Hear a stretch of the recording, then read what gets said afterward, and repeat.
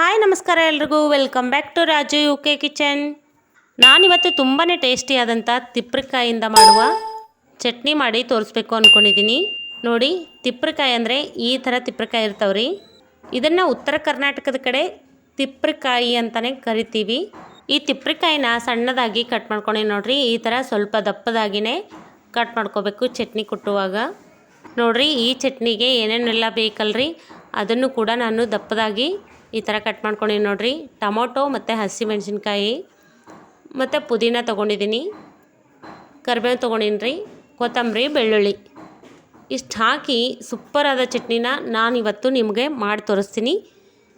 ಬನ್ನಿ ಯಾವ ಥರ ಮಾಡಬೇಕು, ಏನೆಲ್ಲ ಹಾಕಬೇಕು, ಸೀಕ್ರೆಟ್ ಆದಂಥ ಇಂಗ್ರೀಡಿಯೆಂಟ್ಸ್ನ ಹಾಕಿದ್ದೀನಿ. ವಿಡಿಯೋನ ಕೊನೆ ತನಕ ನೋಡಿ. ಈ ಥರ ದಪ್ಪದಾಗಿ ಕಟ್ ಮಾಡಿರೋ ತಿಪ್ಪಿಕಾಯಿನ ಹಂಚಲ್ಲಿ ಹಾಕಿ ಹುರಿಬೇಕು ಒಲೆ ಮೇಲೆ ಇಟ್ಟು. ಇದನ್ನೆಲ್ಲ ಸರಿಯಾಗಿ ಫ್ರೈ ಮಾಡ್ಕೋಬೇಕ್ರಿ. ಸ್ವಲ್ಪ ಎಣ್ಣೆ ಹಾಕ್ಕೊಂಡು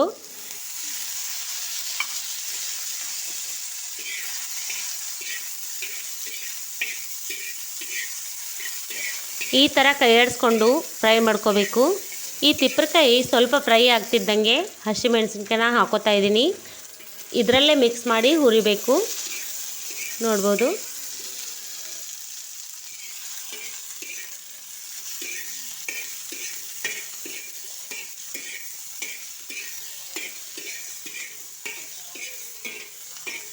ಮೆಣಸಿನ್ಕಾಯಿ ಮತ್ತು ತಿಪ್ಪಿಕಾಯಿ ಎರಡು ಸರಿಯಾಗಿ ಫ್ರೈ ಆದಮೇಲೆ ಟೊಮೊಟೊ ಹಾಕ್ಕೋಬೇಕು. ನೀವೇನಾದರೂ ಮುಂಚೆನೇ ಟೊಮೊಟೊ ಹಾಕ್ಕೊಂಡ್ರೆ ಟೊಮೊಟೊ ನೀರು ಬಿಡೋದ್ರಿಂದ ಸರಿಯಾಗಿ ಫ್ರೈ ಆಗೋದಿಲ್ಲ. ಹಾಗಾಗಿ ಸರಿಯಾಗಿ ಹುರ್ಕೊಂಡಾದಮೇಲೆ ಟೊಮೊಟೊ ಹಾಕ್ಕೊಂಡು ಸರಿಯಾಗಿ ಈ ಥರ ಫ್ರೈ ಮಾಡಬೇಕು. ಈ ಟೊಮೊಟೊ ಹಾಕೋದ್ರಿಂದ ಹುಳಿ ಹುಳಿಯಾಗಿ ತುಂಬಾ ಟೇಸ್ಟಿಯಾಗಿರ್ತದೆ ರೀ ಚಟ್ನಿ.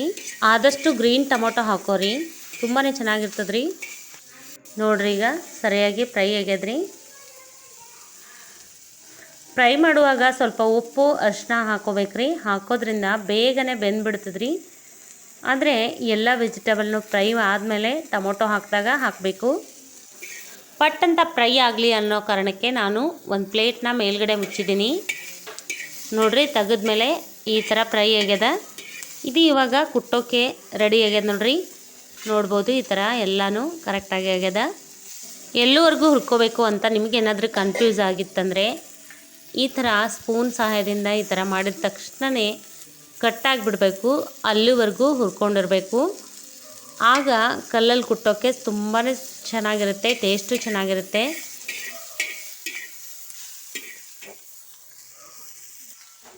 ಈಗ ಫ್ರೈ ಮಾಡಿರೋದನ್ನೆಲ್ಲ ಈ ಪ್ಲೇಟಿಗೆ ಹಾಕ್ಕೊಳ್ತಾ ಇದ್ದೀನಿ.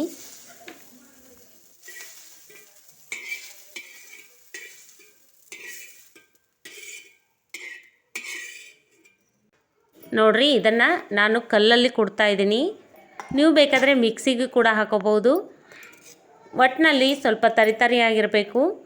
ಆದರೆ ಒಂದಂತೂ ಸತ್ಯ, ಕಲ್ಲಲ್ಲಿ ಕುಟ್ಟಿದ್ರೆ ತುಂಬಾ ಟೇಸ್ಟಿಯಾಗಿರ್ತದೆ ರೀ. ಈ ಥರ ಕಲ್ಲಲ್ಲಿ ಕುಟ್ಕೊಂಡು ತಿನ್ನೋ ಮಜಾನೇ ಬೇರೆ. ನಮ್ಮ ಹಳ್ಳಿ ಕಡೆ, ಅದರಲ್ಲೂ ಉತ್ತರ ಕರ್ನಾಟಕದ ಕಡೆ ಈ ಥರ ಕಲ್ಲು ಎಲ್ಲರ ಮನೆಯಲ್ಲೂ ಸಾಮಾನ್ಯವಾಗಿ ಇದ್ದೇ ಇರ್ತದೆ ರೀ.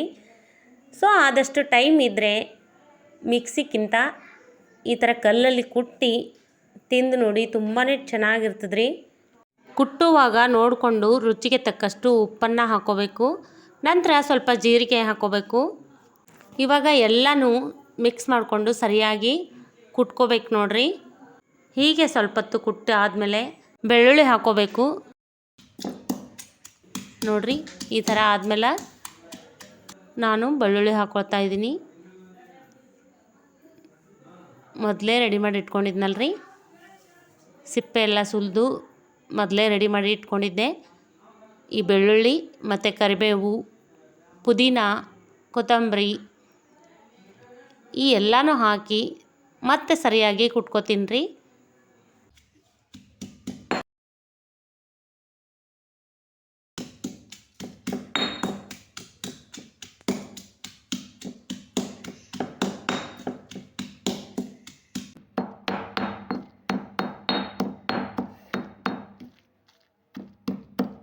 ನೋಡಿರಿ, ಈ ಥರ ಆಗ್ಯದ. ಇವಾಗ ಖಾರಾಳ ಪುಡಿ ಹಾಕ್ಲಾಗತ್ತೀನಿ ರೀ. ನಾನು ಖಾರಾಳನ್ನು ಹುರಿದು ಪುಡಿ ಮಾಡಿ ಇಟ್ಕೊಂಡಿದ್ದೆ ರೀ ಮೊದಲೇ. ಆ ಪುಡಿ ಹಾಕ್ತಾಯಿದ್ದೀನಿ.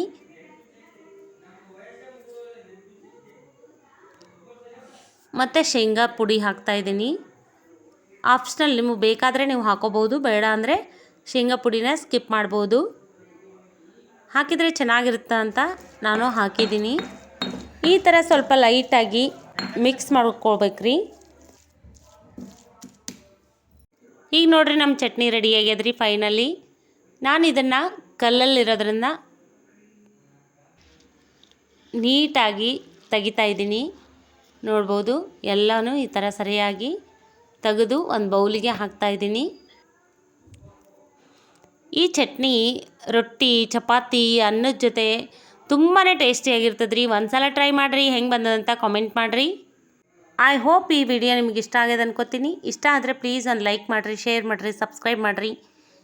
ನಿಮ್ಮ ಸಪೋರ್ಟು ನಮಗೆ ತುಂಬಾ ಮುಖ್ಯ.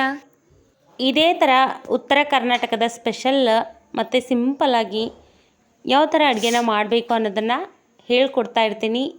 ಹೀಗೆ ನೋಡ್ತಾ ಇರಿ, ಸಪೋರ್ಟ್ ಮಾಡ್ತಾಯಿರಿ. ಸಿಗೋಣ ಮತ್ತೊಂದು ವಿಡಿಯೋದೊಂದಿಗೆ. ಅಲ್ಲಿವರೆಗೂ ಟೇಕ್ ಕೇರ್, ಬಾಯ್.